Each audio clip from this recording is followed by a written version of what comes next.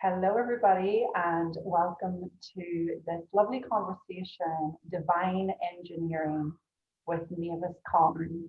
It's a real pleasure to be here today with you all and to have Mavis join us again in conversation.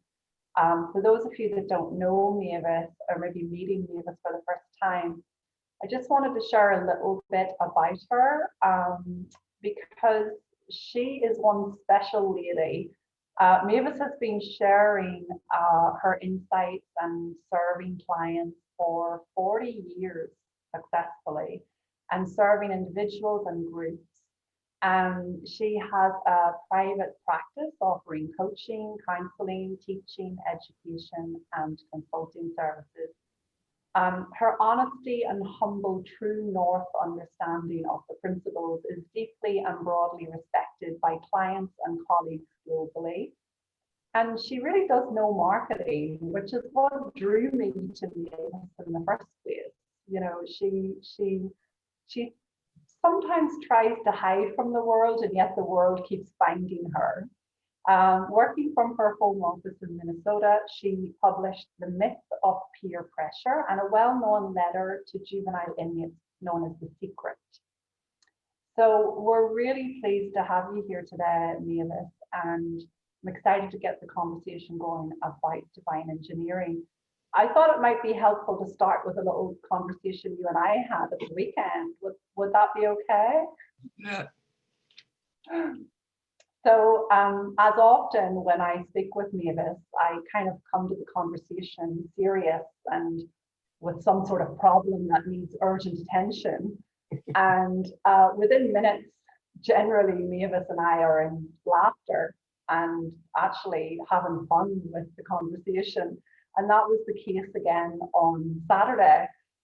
I come to Mavis and I said, I was kind of being mourning for a number of years, this death of the high life that I think is somehow missing and somehow not available, and especially in lockdown, not being able to get out into the world and not being able to engage the high life, as it were. And Mavis said to me, well, could you tell me what the high life means to you, Grace? And I was kind of rattling off the usual stuff. Well, it's beautiful places and beauty and five-star hotels and luxury and style and having the best in life. I do not know what she said, but in returning me to my own or reminding me of my own divine engineering, what occurred to me and what occurred between us was that the high life has a new definition. And that high life is in fact a higher level of consciousness. And that is the space that I tend to fall into with Mavis when I speak with her. You know, she takes all of us higher and she doesn't even know she's doing it. But at least for me, she reminds me each time of of how I'm made and how remembering that just naturally takes us into an experience of a higher level of well-being, and in this case, a higher life. So I wanted to share that, Mavis, because that really touched me on Saturday, and it does speak to how clear you are on how beautifully made we all are. So just to start off here, can you share with us a little bit about divine engineering, and for those that really don't know what that is at this point? As soon as I recover from what you just said, I will do that. Well, that story is a great picture of divine engineering. It's like you came into our conversation seeing things one way, and in a split second, you saw something completely different that you'd never seen before. I didn't make you that way. You have that capacity, and all human beings have the capacity to have an insight, a look in to see something they'd never seen before. And it isn't that you tried to do that. It isn't that you looked up on your dashboard and see, okay, where are insights now? I got to plug that in and use that. It's like you had the ability built into you at any given moment to have a thought or an understanding come to you that didn't come from your brain, it came to it. Mhm. I didn't put that capability into you. I didn't make you that well. I didn't divinely engineer you. We're all made with that capacity. We just didn't know it. So I asked a long, long time ago, many years ago, I wanted to know my purpose. I mean, other than cleaning my house and raising my kids and whatever, I wanted to know what I was here for. And so when there didn't seem to be anyone to ask about that, so one night before I went to sleep, I just asked the universe. I said, I want to know my purpose. And it's not like the universe got on it and sent me a telegram or something. It's just, I woke up, I didn't know anything I didn't know before. But not long after that, and I don't remember if it was hours or days or weeks. And I don't even remember what I was doing, but it came to me. I'm supposed to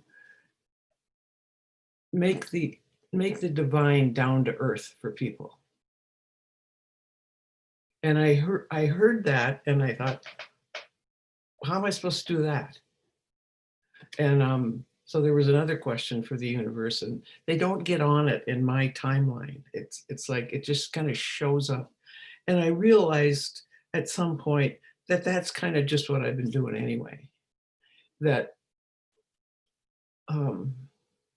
life doesn't seem like rocket science to me. It seems simple. It seems like common sense, and it kind of seems like, well, duh. And I'd often questioned that because I thought, well, it must be. I mean, there are people smarter than me that don't think it's that simple. And so I was kind of insecure about kind of hanging on to that, well, what if it is? What if it's divinely simple? What if at the core of all the wisdom in the world, the core of all the religions, not the religious part, the core of it, that we are made in God's images, whatever God is to you. It's like we have everything we need. We are part of a perfect whole.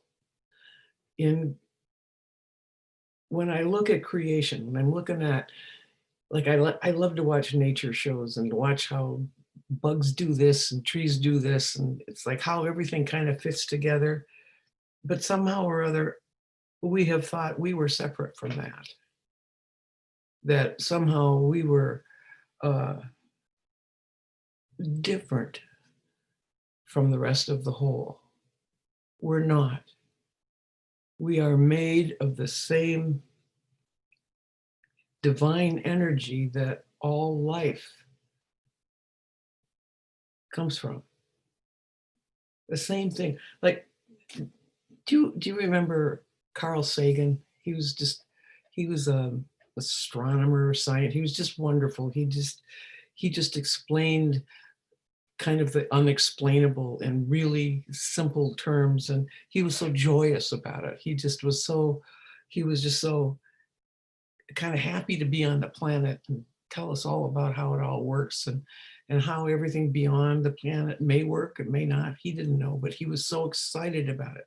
He was such a good example of being of that. Tell me what I don't know yet. And he has a quote that I just love. He said, "It turns out the universe is within us. We are made of star stuff."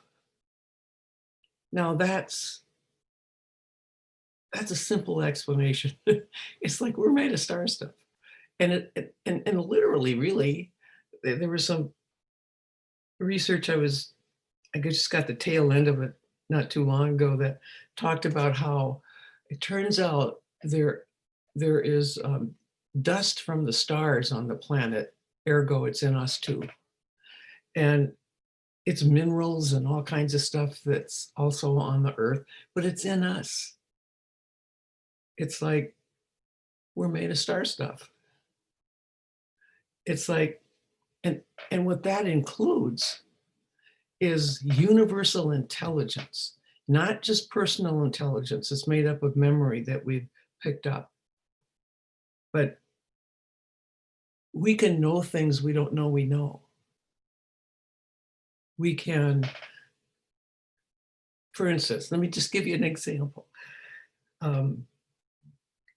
If you're looking, like you're looking maybe at me right now, but if you wanted to look around you at something farther away from you, you have that intent. And as you have that intent and you turn your head, you change the aperture in the lens of your eye.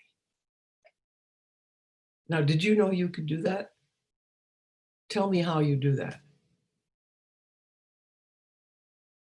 Unless you are a whole lot smarter about how the eye's made than I am, you probably couldn't tell me that. But even if you could, it just proves the same thing.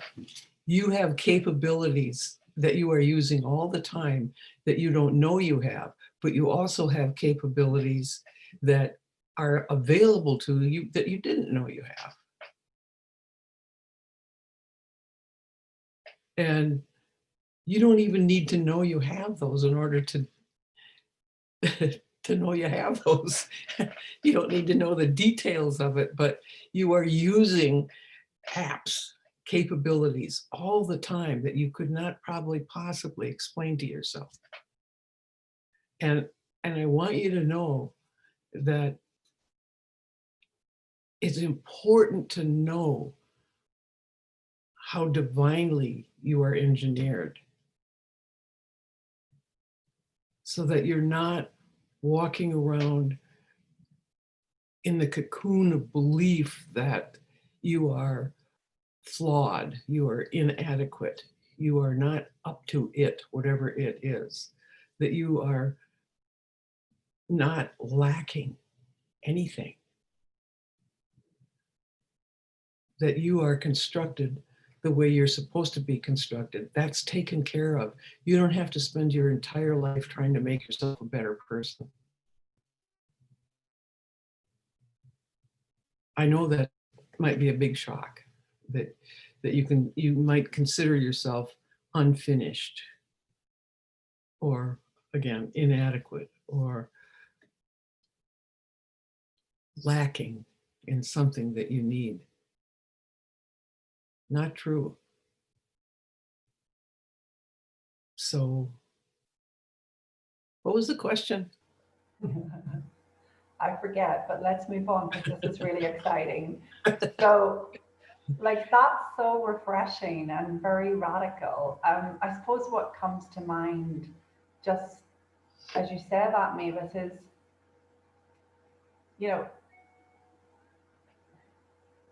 how do we remember that in a world that continues to bombard us with the fact that we're not enough, and we've kind of trained our brains to compare ourselves and think if we just get that face product then we'll be better, and if we just kind of lose this 10 pounds or we make this amount of money, or like, so could you take us a step further with just how you really see this deeply? What if you don't? What if we don't? Well, you do actually know. You may not know, but you do. You know what I know. I wasn't given this special information that nobody else got. I just 40 some years ago, I just learned the best information I'd ever learned in my life, that part of which I just told you. But part of that is knowing that us human beings, all of us, there aren't any exceptions to this, us human beings are walking around 24/7 creating our own reality, creating our own take on the moment. We are not experiencing what's going on in the world. We are experiencing our thoughts about what's going on in the world outside of us. Those things are all happening. Everything's happening. But our experience is coming from the meaning we're making of it with our thinking and with our senses that make our thinking look real to us. So reality is whatever we're thinking that looks real to us. Now that,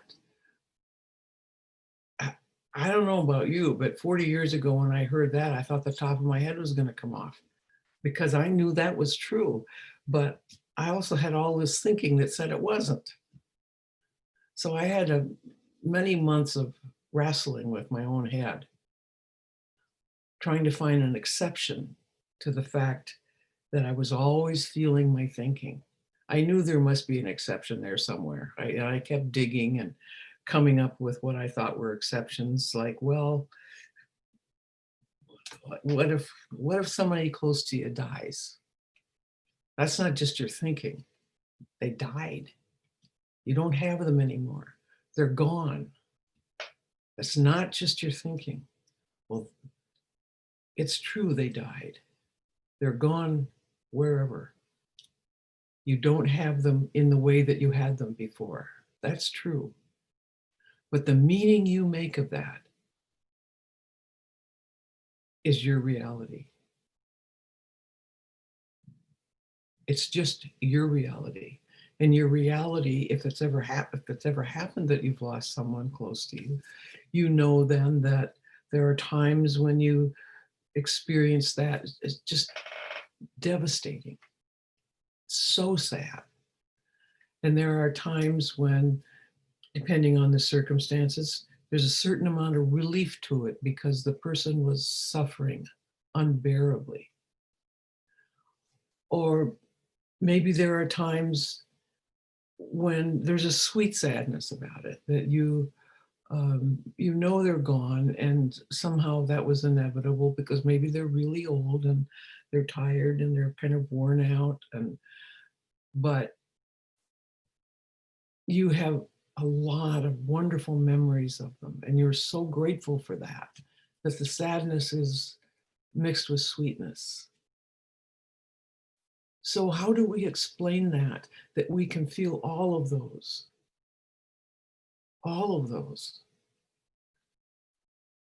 about the same happening? And not everybody feels any of those. They may feel different things. So if people don't feel the exact same way about that all the time, then it has to be something that we're doing. And that something is the meaning we're making of it is creating the reality we're experiencing in that moment. And when that dawns on us, when we really see the truth of that, our whole life moves to higher ground. And the deeper we see that, the more we know it, because we do know it, the more we know it, the less hopelessness we ever feel about anything. Doesn't mean that we don't from time to time, but we know better now. That genie's out of the bottle. We know it's got something to do with our thinking. We know it.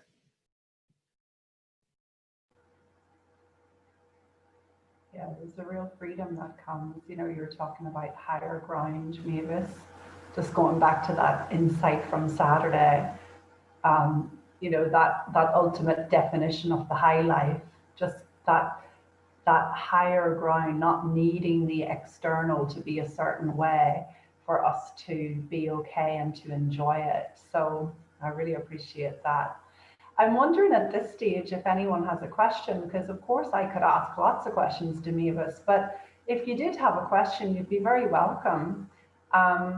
You'd be very welcome to, maybe best to just raise your hand. Sorry to be a school teacher about it, but there's a number of you and I can't see both screens. But if you raise your hand, I'd love to hear your question and bring you on. That should work. Let's just give it a little minute here. Well, I should tell you that I love questions, but I also am perfectly willing to say I don't know if I don't know. So yeah, I just thought I'd add that.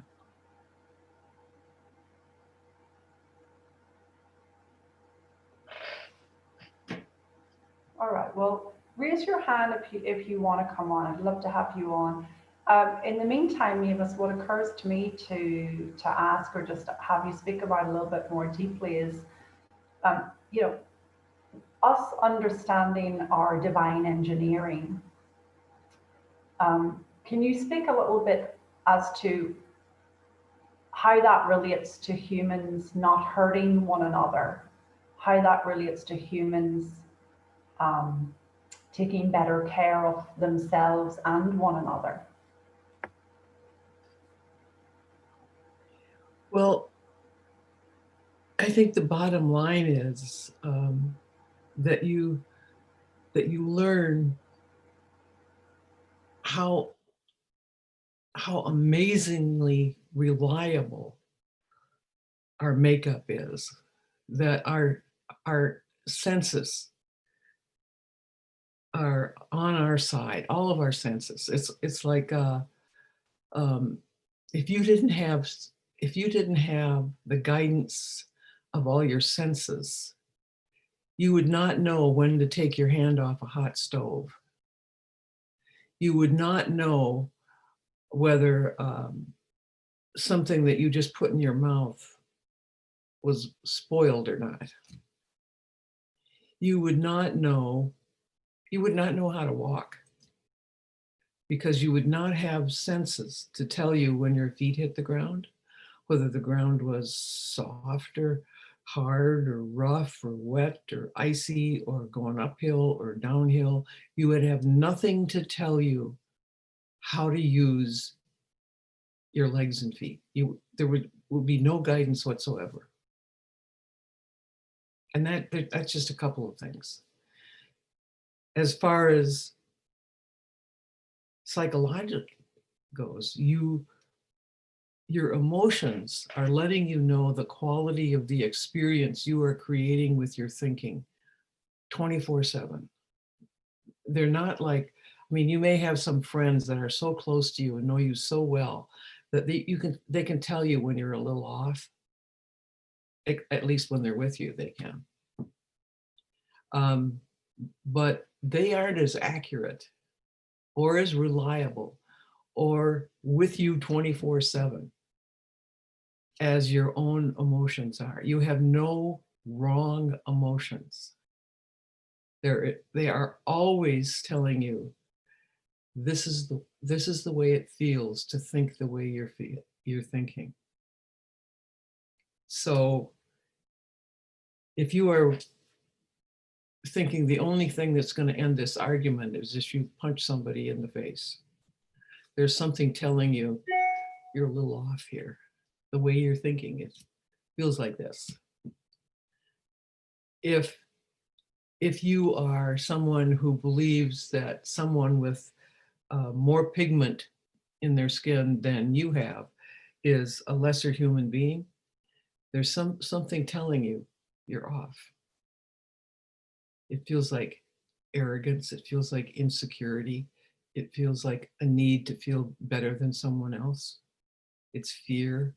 It's insecurity. It's resentment, it's anger, it's all kinds of stuff. But there's somebody there, something there that tells you, don't believe everything you think. The way you're thinking right now feels like this. It is your fears, your anxiety, your insecurity, your anger, your frustration, all of that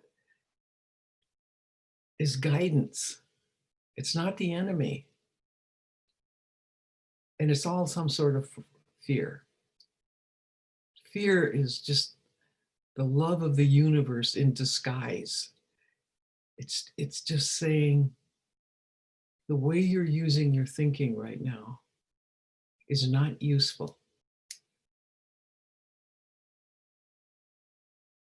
Even if it's thinking you don't even know you're doing, which is 90% of it. I didn't used to know that. I thought I always knew what I was thinking. Turns out less than 10% of the thinking that we do could we say what it is. But we're always thinking, and we're always feeling our thinking.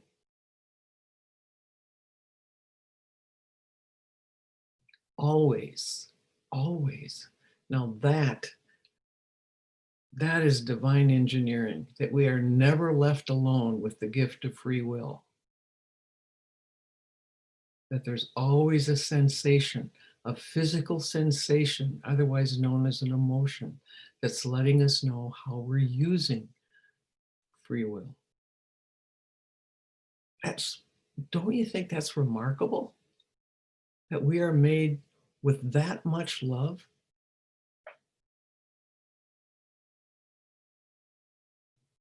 Oh, we need to know that. We need to know that and respect what went into our creation, what went into all creation.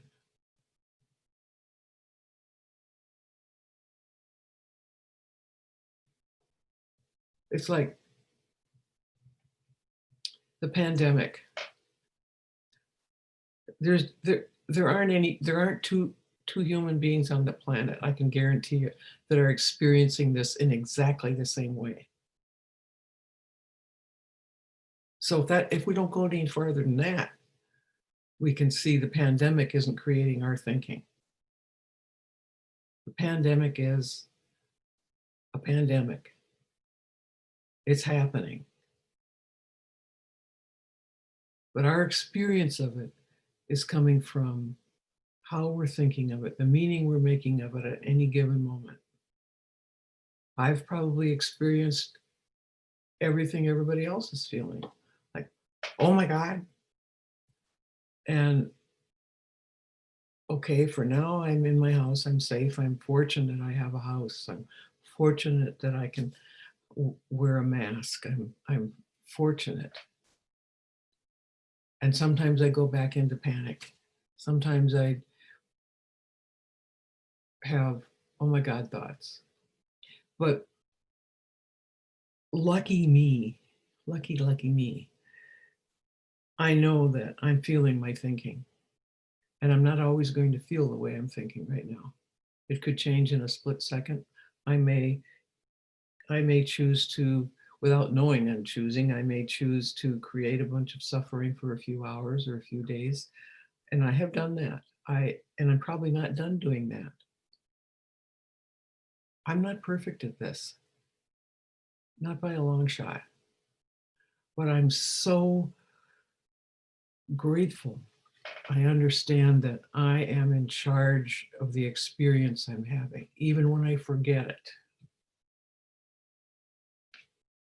I don't have much tolerance for misery anymore because I know it's self-created.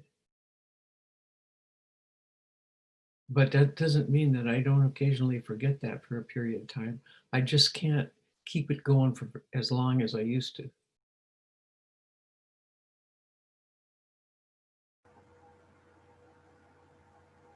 And I'm made of the same star stuff as all of you. All of you. There are no exceptions. So We have a couple of questions coming in, Mavis. Can we go there? Um, Kajal, would you like to come on? Hi, Mavis. Lovely to hear you again. Could you please speak so I can see you on the screen? Here I am. Hi. I heard you speak last week, Mavis, at another group. And in that conversation, you spoke about the space between thoughts, the gap between thoughts. And I was wondering, in the Eastern culture where I come from, a lot of emphasis is given to that state of no mind, of no thought. And even when masters speak, they speak deliberately slowly so that there is a gap between their words where the mind goes into no thought. And I was wondering, the deep feelings that we have, are they a product of no thought, or are deep feelings of love, gratitude, compassion, kindness, generosity, is it thinking, or is it a product of no thought, the gap between thoughts? And I wonder if you can speak to that, please. What an awesome question. I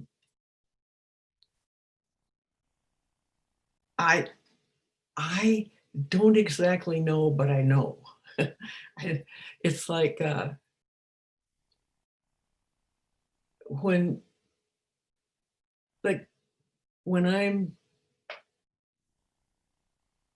right now, I have no idea what the next thought I have is going to come out of my mouth. I have no idea. I have no plan. But I know that when I'm in that state of mind, I'm not talking about personal intellect. I'm not talking from that. I am talking from universal intelligence. My personal intelligence is not good enough for much of anything, but that universal intelligence that we're made of has no personal thought. But it used, for instance, in my personal intelligence, in my brain is stored the English language, so that when I say whatever I'm saying from that deeper understanding, and it really, I don't know anything else to call it except love. Not personal affection, but love. When I'm coming from there, that understanding takes English and uses it so I can express love. I don't know what to make of that. I don't know what your teachers would make of that. I suspect we're on the same page in some way or other. But when we're not busy overthinking everything, we can feel what we know. We can feel what we know. And that feels like,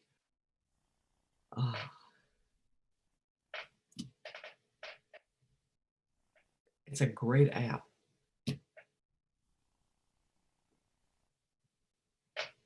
Is that? Yes, thank you. Thank you very much, Mavis. That's beautiful. Welcome. Thank you. Lovely. We have Etta. I hope I'm pronouncing that correctly. Etta, would you like to come on? Thank you. Hi, Mavis. Hi, Etta. Hello. I feel like a bit of a renegade for even airing this, but I could suffer. I could suffer for, the planet, really. And I love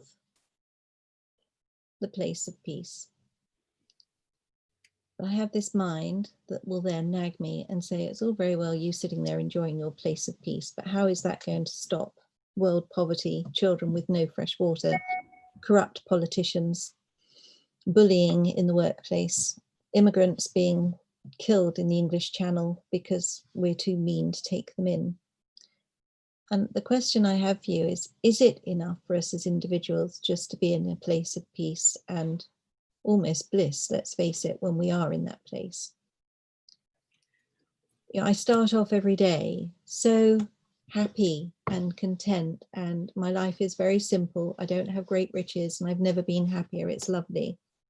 And then I'll read a news headline and I'm effing and blinding like a fishwife about politicians and corruption and cronyism and all the rest of it. And off I go. And I don't know how to translate what I call the nice place into some kind of positive action to solve some of these injustices, which are created by my thought. But there are injustices out there.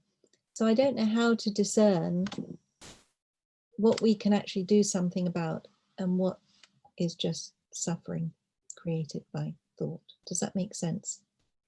Absolutely. Thank Absolutely. It's an awesome question. you. Bless your heart.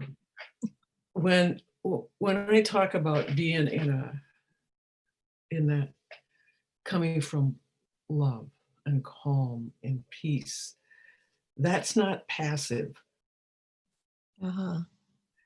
When my mind or anybody's mind calms down and we're clear-headed, there is a calm determination available to us where we do the right thing. We do the right thing. And that's powerful. We do we see it as ahead of us. We see it, we do it. And amazing things are done from that place. We're not just sitting around watching TV and eating chocolate. Suffering. Or suffering, yeah. It's righteous indignation is kind of just noise. Calming down and seeing the right next step. That is powerful. It's powerful. And you're not trying to be powerful. You're just being yourself. You're being who you really are. You do the right thing.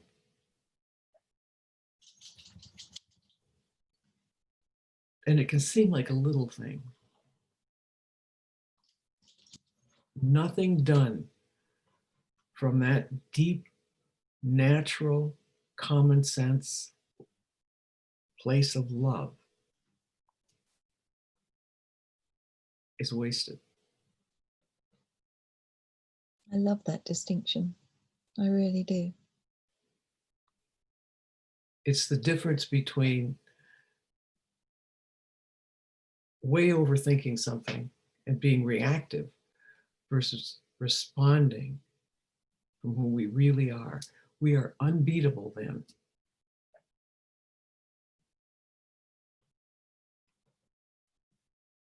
And we've all had times when we acted from there. We all have. We just didn't know what that was because it just seemed like common sense. But you want to respect that. That is powerful. That's the answer to everything that's going wrong. It's as simple as wear a mask and keep your distance.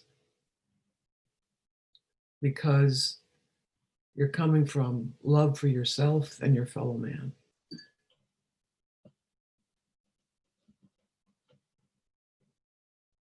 Period. It's not rocket science. It's really helpful there. Thank you. You're welcome. Thank you so much. You knew it, didn't you? I can just feel the difference. Yeah. You Thank knew it. Yeah. You know what I know. I can see when I behave like that, as opposed to snarking on Twitter, and how much more helpful it's been to do. If that worked, I'll be happy as a clam. Yeah. Thank you, Mavis. Thank you so much. You are welcome. Thanks for asking that, Etta. Thank That's you. an awesome question. Love to bring Kathy on, Mavis. Kathy's raised her hand. Great.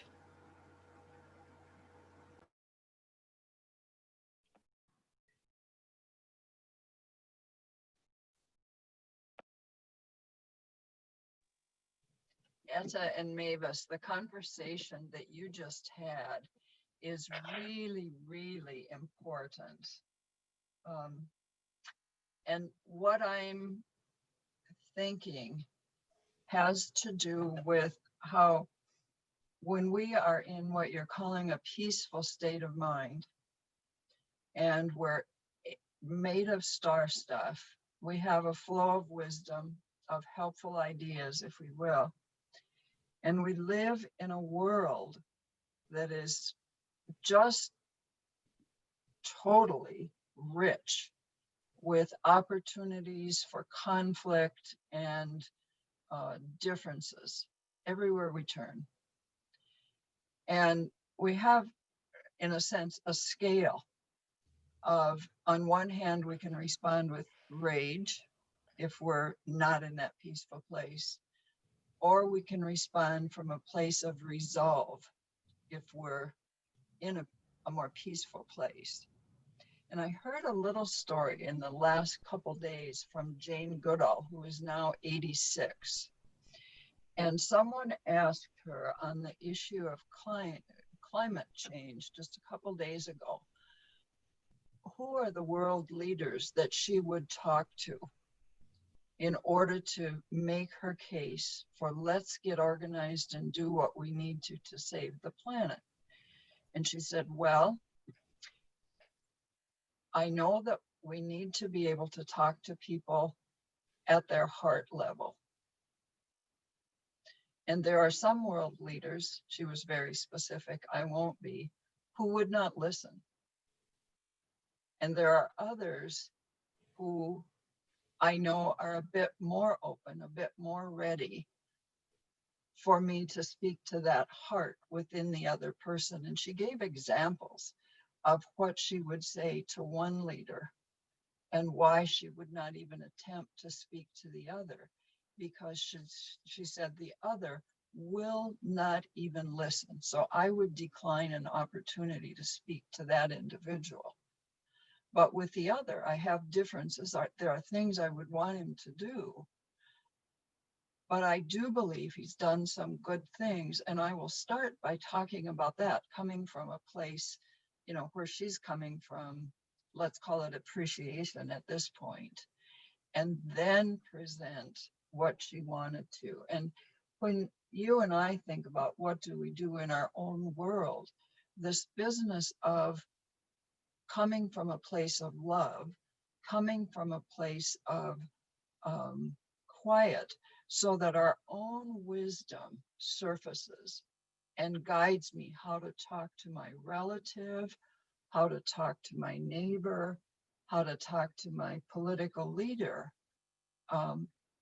That's what makes the difference. But you have the option to say, I know enough to not relate to someone at all because they are not listening, will not listen,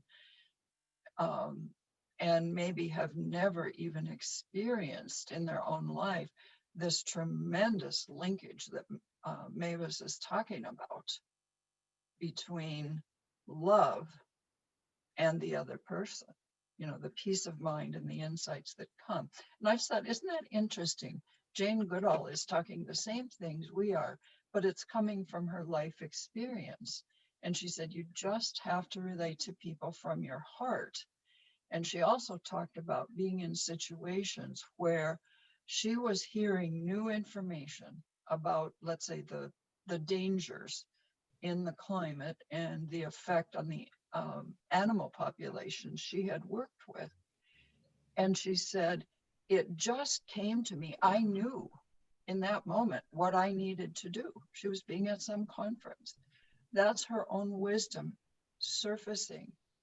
And interestingly, I've read that years and years ago, when she was a college student in England, she actually took some courses that were about the same thing that Mavis is talking about. She called it circling thought. There were other words for it. You see, it's really important what Mavis is describing, because that peace, that quiet place is what allows that knowing or that wisdom to show up. And I can envision, Etta, in your personal situation, it's going to work just like that. So that's it. Thank you. Kathy? Yeah. Would you introduce yourself? Hi, I'm Kathy Marshall Emerson.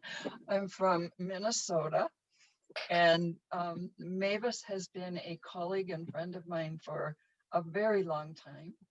And I don't know, what do you want me to say, Mavis? I want you to tell them where you've been and what you've been doing for a long time. I had the opportunity to learn the same understanding, the principles that Mavis is talking about when I was about 45 years old. I'm 75 now. And it totally changed my life, because I went from being a really intellectual, hardworking, good student, good worker, all of that, but always living with a fairly delicate balance between being stressed and not stressed. I was at the University of Minnesota, created something called the National Resilience Resource Center, and through that have offered a variety of trainings in various places, mostly in the US.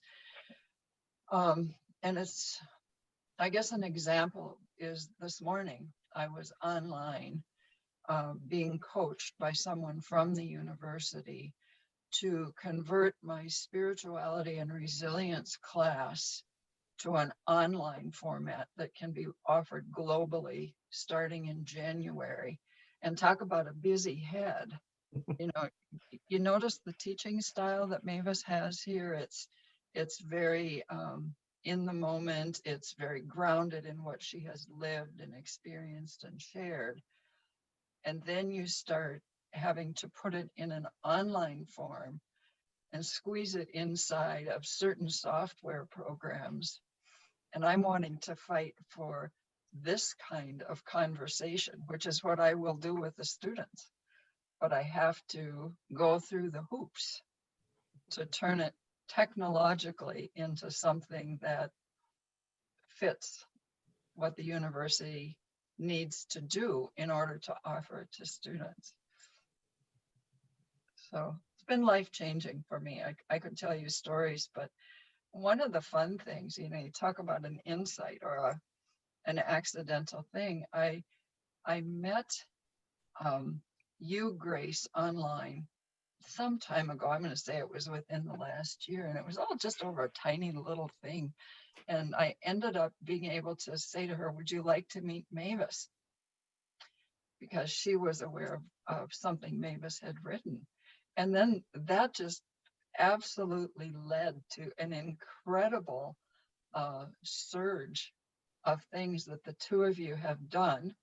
And Mavis, if you remember a lunch a long time ago, a really long time ago, we were sitting together, and she kind of, I don't want to break your confidence, but she kind of said, she said her age, and she said, but how could I still be of service? And I said, I think we need to make a video. And then it kind of went from there. Well, it turned out Grace became the vehicle for making the videos. So life goes in good, funny ways. And, amazingly, we're all using this understanding to live in the most divided, conflict-filled, dangerous world plagued with pandemic. And somehow we're sitting here laughing, There's that part of us in it all the time, too. So thank you, Grace. Oh, that was beautiful, Kathy. So good to see you. Thank you. I think we have time for one more question. So I'm going to go to Nina. Would you like to come on, Nina? Hello. Can you hear me? Yes. Yeah. I'm Nina from Norway. My English is not very well, but I will try. Thank you, Mavis, for speaking to us. It's so lovely to listen to you. Thank you. I have a question, and it might come out of curiosity and maybe out of overthinking, but I take the risk. It's about the thinking and how we create our experiences through the thinking.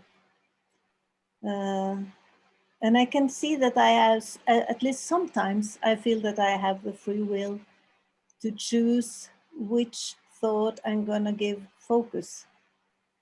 Not very often, but more and more I can see I have a choice sometimes, but other times doesn't feel that I have the choice to make another or to have another focus that I've really caught up in. And then I can be wondering, why do I have this thought? And do I attract certain thoughts? And are every thought an invitation for me to see something more? Do you understand my question, where I want to go? Could you please answer? Got it. Thank you.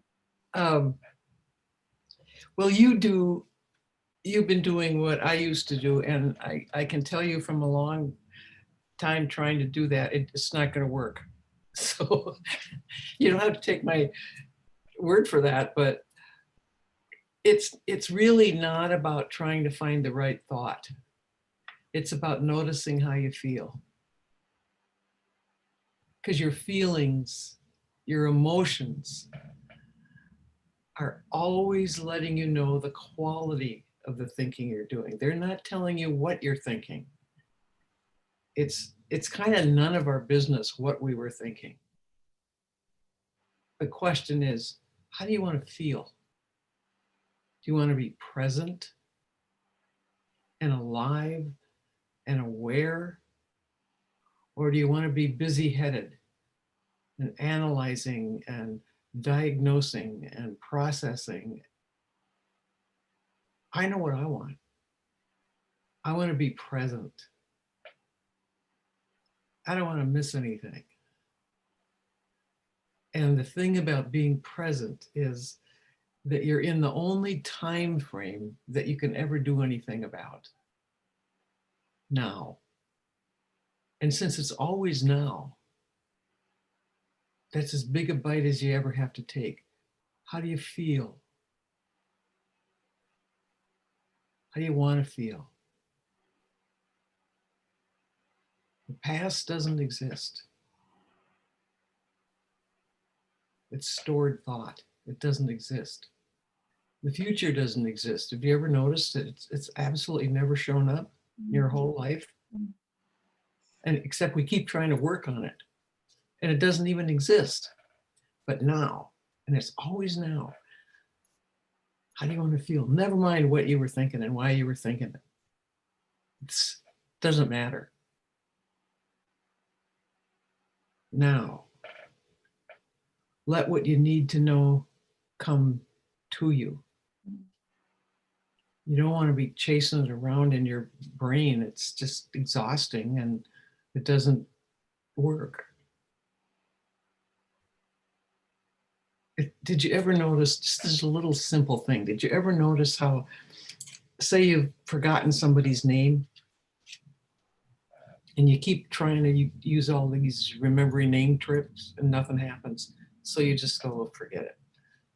Within minutes, the name pops into your head. How do you explain that? It's like you got out of the way, your head cleared, and what you needed came to you. Now that's either gonna, what you need coming to you is either gonna come from your memory or it's gonna come to your brain from the great unknown. Now it's so simple, it'll never work, right? But what if that's why it works? quit trying to figure something out so that you can understand it. Like the work that Kathy's doing, trying to fit kind of common sense and from your heart teaching into a little university box. She's going to do it. And in the end, she's probably not even going to know how she did it, but she's going to do it.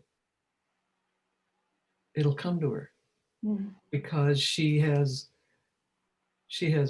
really smart. I'm talking about you like you're not here, Kathy. She's really, really smart, but she has also learned to trust that what she needs to know will come to her. And she's going to put those things together and she's going to figure it out. And she's going to look back and go, how did I do that? That was cool. And we all have that ability. But there's no need to track down your thinking, to try to figure out why you thought that and who taught you that and what's wrong with that and why, and try to find a better thought. I'm just, I don't actually want you to take my word for that, but consider the possibility that that will never work.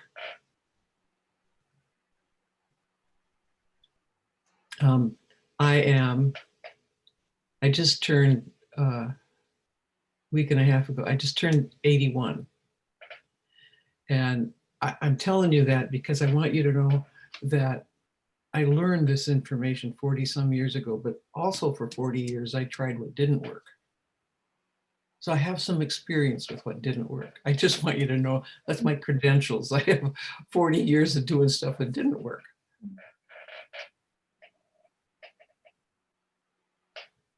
Does that help? Yes, it's lovely. Say hello to your beautiful country. I have all kinds of relatives that live there. Oh, you have? Oh, yeah. That's nice. Where in Norway do you have your relatives?